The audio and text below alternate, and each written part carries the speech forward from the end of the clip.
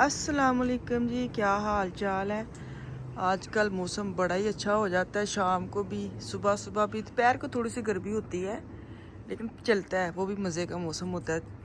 तीनों मौसम ना सानू एक दिन च मिलते पे, गर्मी, ठंडी ठंडी हवा और वो थोड़ी सुबह सुबह ठंड, मिठी मिठी ठंड जिसको कहते हैं ना है। असी दरख्तों के थल्ले असी लाई है, हद नहीं मुकी, यहाँ पे लगानी चाहिए थे। यहाँ पे धूप होती है, इतने तो वैसे दरख्तों की छां है, लेकिन ये है कि गिरी नहीं है, हवा भी चलती नहीं तो ठा थले पैंती सी।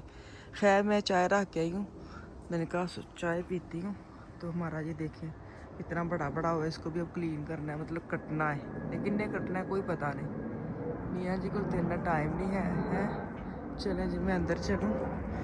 तो चाय मैंने बनाई है, जहाज़ तो जहाज़ है जी जाता है, तोबा इन्ना शोर आंदा साढ़े कोल। खैर एयरपोर्ट तो नहीं, लेकिन लगता है जी है कि सिर ते एयरपोर्ट साढ़े। खैर यहाँ पे मैंने मशीन चलाई थी, रात को भूल ही गई, बर्तन सारे फील थे, यहाँ साफ़ सुथरा करके। हाय मेरी चाह देखो, हाथ में। अच्छा मैं आपको बताऊँ, मैं भी दिखाती हूँ, लाइव दिखाती हूँ। चूल्हे का जरा ना ये मैंने बंद कर दिया चूल्हा, ठीक है। इसको करूँगी मैं साइड पे। ये देखिए अब ये लगा है ना, आप इसको ऐसे या ठंडा हो के भी करेंगे। चूल्हा ठंडा हो गया है, चूल्हा गर्म नहीं रहा, फ़ौरन देखें साफ़ सुथरा हो गया। देखें कोई ऊपर मांजना नहीं पड़ता, कोई करना नहीं कहता, स्प्रे मारो फिर कुची मारो फिर स्पंज मारो। ये देखिए इसके साथ ही साफ़ हो गया। अगर सूख भी गया फिर भी आप इसके साथ करें ना तो हो जाएगा साफ़। इसके ऊपर ये बड़ा अच्छा है, इसके ऊपर आप ना निशान नहीं फिर पड़ते, नहीं तो वो लगा के ना कुची जो भी होती लोहे की, तो उसके साथ ना फिर चूल्हा ख़राब हो जाता है। तो ये बड़ा अच्छा, फ़ौरन देखे चूल्हा भी ठंडा हो गया, मेरे हाथ में लगा रही है देखे। अच्छा जी चाय पिए, फर्स्ट चाय मेरी सुबह की 9:30 का टाइम है। साढ़े घर ऐतकी लंबा वीकेंड छुट्टी होंगी ना, जो बच्चों को जुमे रात को कोई इन्हों का त्यौहार होंगे, फिर जुमे भी घर छड़ देने कि बच्चा एक दिन आवे स्कूल। तो यहाँ पे मैं पीने लगी चाय। अभी सारी दुनिया सोई है सिवाय मेरे और मेरे मियाँ के। मेरे मियाँ बेचारे काम पे गए हैं अच्छे बच्चों की तरह है। कल फुल बटा फुल, मेरी भी वीडियो नहीं आई थी क्योंकि वो फुल रेस्ट पे थे, हम साइलेंस मोड पे थे। तो ये देखे जी केक रस लेके आए थे उस दिन, इतने से रह गए। अभी एक और पैकेट पड़ा है, तो एक केक लूँगी बस, और नहीं लूँगी, अपना करूँगी नाश्ता। अस्सलाम वालेकुम जी, कैसे है? की टाइम होया सुबह सुबह तो आवाज़ भी नहीं निकलन दी। ਅਸੀਂ ਚੱਲੇ ਆ ਜੀ ਇਹਨੂੰ ਚੌਧਰੀ ਸਾਹਿਬ ਨੂੰ ਫਰੈਂਕਫਰਟ ਛੱਡਣ। ਇਹਦੀ ਫੁੱਟਬਾਲ ਦੀ ਕੀ ਕਹਿੰਦੇ ਨੇ ਗੇਮ ਹੈ, ਤੇ ਅੱਜ ਸਾਡੇ ਵੈਸੇ ਛੁੱਟੀ ਹੈ, ਤੇ ਅਸੀਂ ਛੁੱਟੀ ਦੇ ਵਿੱਚ ਪਤਾ ਨਹੀਂ ਛੁੱਟੀ ਹੈ ਕੋਈ, ਐਡਾ ਪਤਾ ਹੋਵੇ ਤੁਰ ਚਾਹੀਦਾ ਕੀ ਹੈ। ਨਹੀਂ ਮੈਂ ਕਿਹਾ ਤੀਸਰਾ ਹਫਤਾ ਦੇ ਤਕਰੀਬਨ ਛੁੱਟੀਆਂ ਆਉਂਦੀਆਂ ਮੈਨੂੰ ਤੇ ਹੁੰਦਾ ਕਿ ਬੱਚਿਆਂ ਦੀ ਉਹ ਵੀ ਆ ਗਈਆਂ ਨੇ, ਕੀ ਕਹਿੰਦੇ ਨੇ ਸਾਲਾਨਾ, ਨਹੀਂ ਸਾਲਾਨਾ ਉਸ ਜਿਹੜੇ ਆਉਂਦੀਆਂ ਨੇ ਕੀ ਰਿਪੋਰਟਸ ਵਗੈਰਾ, ਉਹ ਵੀ ਆ ਗਈਆਂ। ਛੁੱਟੀਆਂ ਕਰ ਦਿਓ ਭਲਾ ਬੱਚਿਆਂ ਨੂੰ, ਵੈਸੇ ਵੀ ਇੱਕ ਇੱਕ ਦੋ ਛੁੱਟੀ ਆਉਂਦੇ ਜੀ।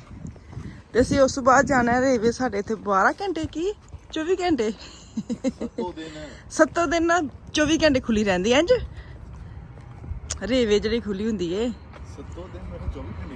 7 ਦਿਨ ਕੀ 24 ਘੰਟੇ ਮਤਲਬ ਰੇਲਵੇ ਖੁੱਲੀ ਰਹਿੰਦੀ, ਵੀਕਐਂਡ ਹੋਏ ਕੁਛ ਵੀ। ਅਸੀਂ ਉੱਥੋਂ ਲੈਣ ਚੱਲੇ ਆ ਪੀਜ਼ਾ ਬਣਾਉਣਾ, ਇਹਨੂੰ ਛੱਡਾਂਗੇ ਤੇ ਉੱਥੇ ਜਾਵਾਂਗੇ। ਮੇਰਾ ਕੋਈ ਕੰਮ ਨਹੀਂ ਲੇਕਿਨ ਮੈਂ ਨਾਲ ਤੁਹਾਨੂੰ ਪਤਾ ਕਿਉਂ ਲੈ ਕੇ ਚੱਲਾਂ? ਹਾਂ ਕਿਉਂ ਲੈ ਕੇ ਚੱਲੇ ਮੈਨੂੰ ਕਿ ਬਸ ਇਹ ਘਰ ਨਾ ਸਕੂਨ ਨਾ ਕਰੇ। ਹਾਂ ਨਹੀਂ ਮੈਂ ਤੈਨੂੰ ਕਿਹਾ ਸੀ, ਹਾਂ ਕਿਉਂਕਿ ਤੂੰ ਮੈਨੂੰ ਕਿਹਾ ਸੀ ਕਿ ਲੈ ਕੇ ਆਣਾ ਜੋ ਵੀ ਰੇਵੇ ਦੇ ਵਿੱਚ। ਹਾਂ ਮੈਂ ਕਿਹਾ ਸੀ ਜੇ ਤੂੰ ਆਣਾ ਤਾਂ ਫਿਰ ਮੈਂ ਲੈ ਕੇ ਆਵਾਂ। ਅੱਛਾ ਤਾਂ ਚੱਲੀ ਚਲ ਗੱਡੀ ਬਾਹਰ ਕੱਢੋ ਤਾਂ ਚੱਲੀ ਆ।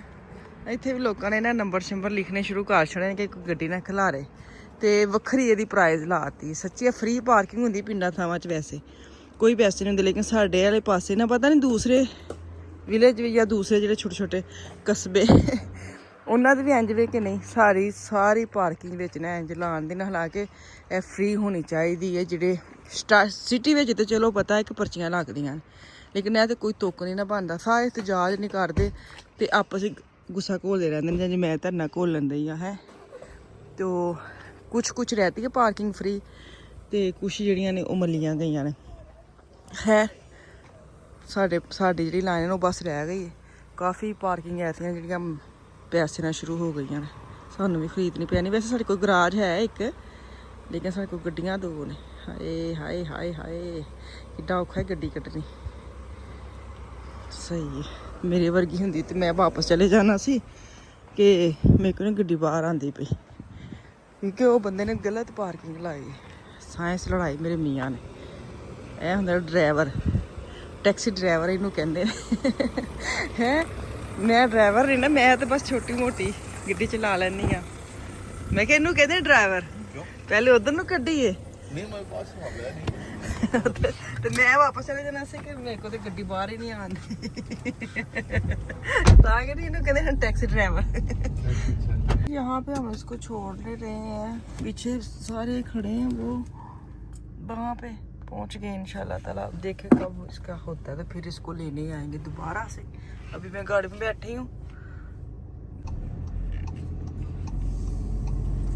बिल्कुल द्वार वाला माहौल लगन दे कि नहीं ਜ਼ਾਹਰ ਛੁੱਟੀ ਤੇ ਤਵਾਰ ਹੀ ਲੱਗੀ। ਗੱਡੀਆਂ ਵੀ ਕੋਈ ਨਹੀਂ, ਬੱਸਾਂ ਵੀ ਕੋਈ ਨਹੀਂ ਹੈ। ਮੈਂ ਕਹਿ ਰਿਹਾ ਬੱਸਾਂ ਦੀ ਕਦੀ ਛੁੱਟੀ ਹੈ। ਉਹ ਵੇਲੇ ਸ਼ੰਬਕ ਚੱਲੀ ਜੇ ਸਾਡੀ ਟਰਾਮ ਉੱਤੇ ਬਹਿ ਨਾ ਜਾਵਾਂ ਘਰ ਜਾਣ ਲਈ, ਤੁਸੀਂ ਆਪੇ ਆ ਗਏ।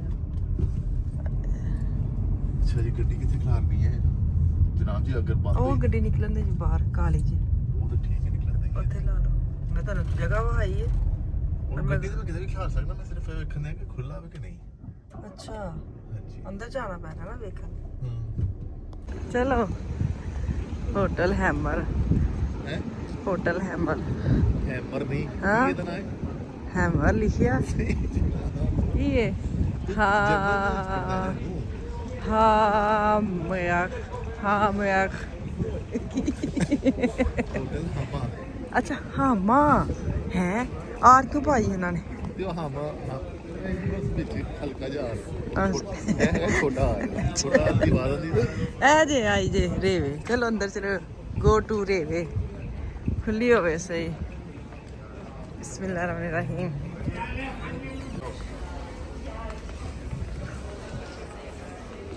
ਚਲੋ ਅੱਛੀ ਸਹੂਲਤ ਹੈ ਤੁਹਾਡੇ ਵਾਸਤੇ ਹੈ ਨਾ, ਸਕੂਲੀ ਜੇ ਇਹੀ ਹੈ ਨਾ। ਐਹੀ ਰਹੇ ਹਾਂ ਵਧੀਆ। ਬਰੋਚਨ ਵੀ ਲੈ ਲਏ, ਭੁੱਖ ਲੱਗ ਗਈ।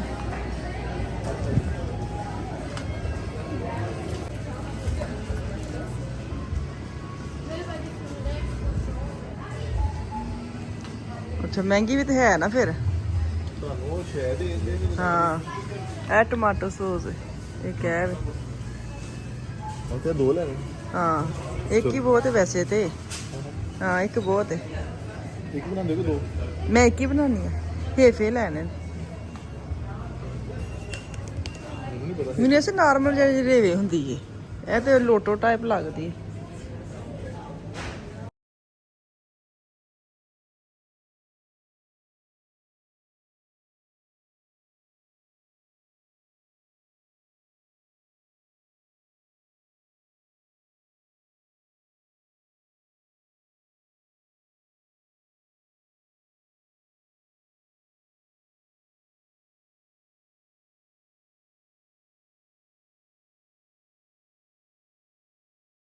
अच्छा जी, यहाँ पे ना मैं दाल वाले पराठे बनाने लगी। दाल चने की बनाई थी तो वैसे की वैसे ही पड़ी है। मैंने कहा हाफ जो है ना मैं 2-3 पेड़ों के दाल के पराठे बनाती हूँ। ये मैंने काट लिया, प्याज है, हरी मिर्चें, धनिया है, साथ थोड़ा सा मैं ना बेसन भी ऐड करूँगी और नमक मिर्च। मैं भी मैं क्या चीज़ा पा लावा तो इन्होंने गुन्ना बड़ा दिल करन दिया कि मैं पराठे खावा, मिस्सी रोटी खावा। यहाँ पे ये जाएंगी चीज़ें अंदर। मेथी होंगी ना हरी तो होर मज़ा आ जाना सी। खैर कोई नहीं, जो है उसी में गुजारा कर लेती हूँ। शुक्र अल्हम्दुलिल्लाह करके। बेसन पावांगे 2 चम्मच, 2.5 पा लेंगे। अंदर जाएगी दाल।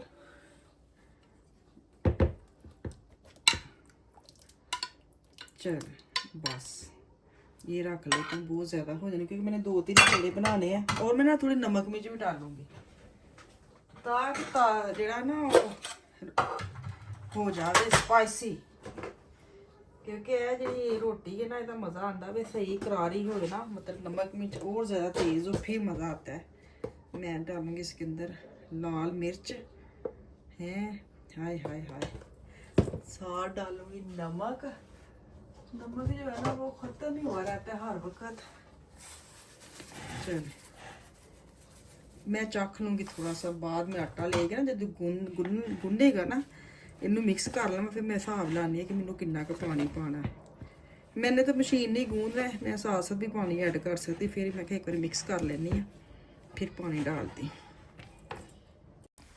अस्सलाम वालेकुम जी, मैंने कहा चलो सलाम ले लूँ। यहाँ पे ना आटे का सारा मटेरियल मैंने बता दिया कैसे मैंने क्या क्या डाला है। आप भी वैसे डालें, अगर तो आपके पास हरी मेथी सूखी मेथी है वो भी डालें तो फिर और ही ज़्यादा टेस्ट आता है। तो और मैंने कुछ नहीं डाला, बस नमक मिर्च डाली थोड़ा सा टेस्ट तेज़ करने के लिए। बाकी दाल है, हरी मिर्च काटी है, प्याज है और वो क्या कहते हैं बेसन है। बेसन मैंने डाला है, बेसन वाला लगे कि चलो बेसन वाली रोटी होती है गर्मी में कितना मज़ा आता है। तो मैंने आटा नॉर्मल भी डाला है और बेसन भी 3 चम्मच डाले हैं। तो बस आटा मैंने लगता है कि थोड़ा जहा पतला गुज गया। खैर मैंने इसको ना डब्बे में डाल के मैंने कहा थोड़ा सा इसको रख देती हूँ फ्रिज में, ताकि थोड़ा सा वो हो जाए नॉर्मल, अपनी असली हालत में आ जाए ना। अगर फ्रेश पराठे बनाए या रोटी बनाए तो वो इतनी उसकी प्यारी सी शक्ल निकल के नहीं आती। तो खैर अभी आटा मैंने दो तीन पेड़ों का गूंदना था और चीज़ें पता नहीं डाली क्या डाला है, वो इतना ज़्यादा हो गया ना। मैंने कहा चलो कोई नहीं। तो अभी देसी घी के मैं बनाऊँगी पराठे, दाल के छोटे छोटे वाले, मैं बड़े नहीं बनाऊँगी क्योंकि आटा हो गया थोड़ा सा पतला, इसको मैनेज करना थोड़ा औखा है।